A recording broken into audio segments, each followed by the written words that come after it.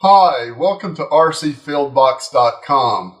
I'm Don Stegall of rcpro.org and rcpylon.tv.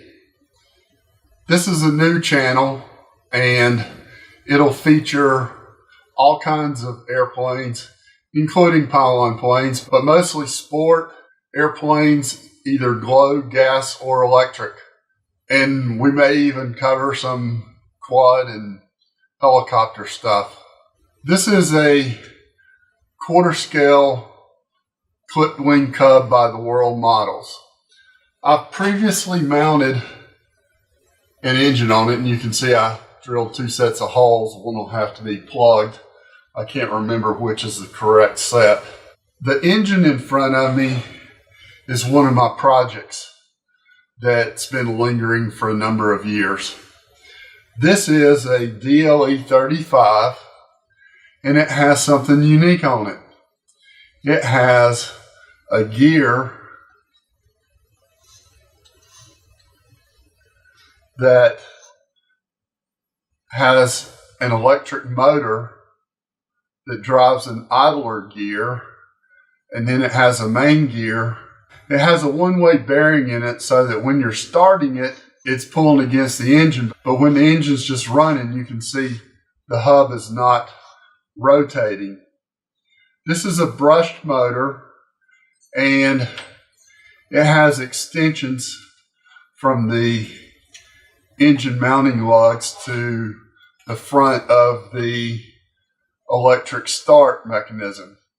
When I first got this, I tried to take off the drive washer, and I didn't know what I was doing. I learned that I needed some special tools. This engine doesn't come with any instructions, and this video series will probably likely become a set of instructions for it. You can get the EME 35 engine with the auto start pre-mounted, and you can also get an EME 60 with an auto start mounted, and that engine might actually be a good engine for the World Models' 0 giant scale, and it would be Warbird 80 racing compatible. So even the pylon racers may find this a little bit interesting. When I was taking the drive hub off, I couldn't figure out how to do it. And I took the engine apart, and it has gaskets between the back plate and the front of the crankcase, and gasket on the cylinder. And I messed those up, and I have replacements. This engine's never been run, and I'm going to be getting it set up on a test stand to make sure it works well before I put it into my Cub. MileHighRC.com is who sells this electric start, and they have an electric switch, and it has XT90 connectors on it.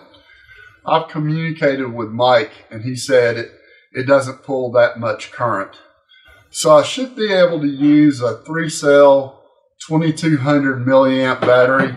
May have to go up to a 3300 or 4000, or I might run a 4-cell if the motor can handle that speed. And I'm going to do testing without the gear on so I can get the brushed motor running properly. And I'm also going to do a tear down on the engine and show the proper way to get the drive washer off of the engine, and also how to take the cylinder off and put the engine back together. I'm not going to take the crankshaft out and mess with the bearings. There's no reason. It's a brand new engine.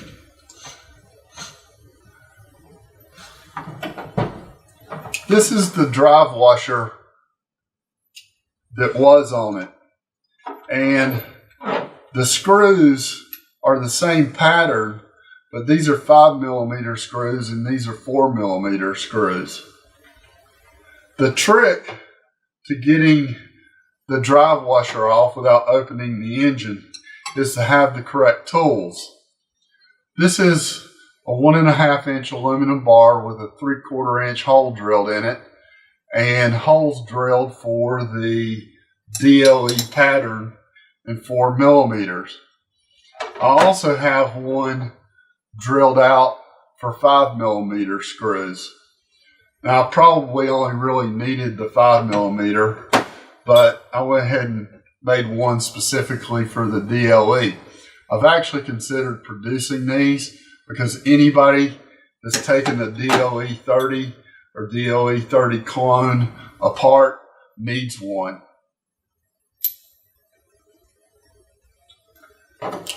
This is the gasket set I was talking about. And in terms of cowls, cowling will be a little bit of an issue because the auto start would stick out of the cowl. That's not such a big deal, especially if you have a cowl that has molded in cylinders. And guess what? I'm making a mold that has integrated cylinders. But before I get that done, I'm probably going to use a Super Cub cowl.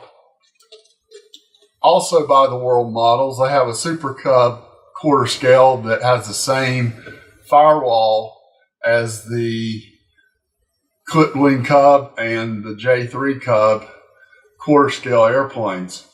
And what this will let me do is fit the engine mostly in the cowl. Probably will have to have a cutout for where the motor is, but the muffler would be tucked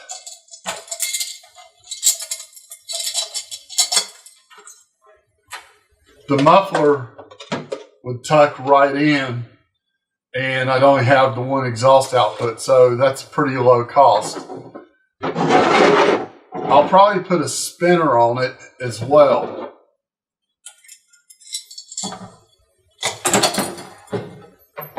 So in the next part of this video, I'm going to take off the electric start, and I'm going to do the engine tear down, and I'm going to put the new gaskets in it. Then I'm going to mount the electric gear hub and test it on the test stand and make sure that I have everything working.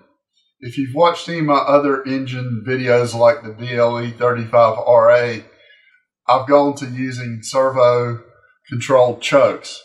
This will have a servo controlled choke, and it will have a servo controlled start. So even if I have an engine out, I may be able to restart the engine, which would be pretty cool. I hope I don't have to do that, but my field behind my house is about 10 acres, and this plane will easily get on and off the ground in 300 feet or so, and I can drop it over the trees at the end of the field. I've never actually completed assembling a giant scale airplane. I've flown some, but I haven't assembled one and flown it. I want to get this done this spring in preparation for my Warbird 80 pursuits. So I'm going to get on this engine project. It's not going to take a lot of effort. The main effort will be editing the videos, but I think people will find it interesting, and I hope you'll stay tuned. And please subscribe to rcfieldbox.com, donstegall.com, and rcpylon.tv. Thanks for watching.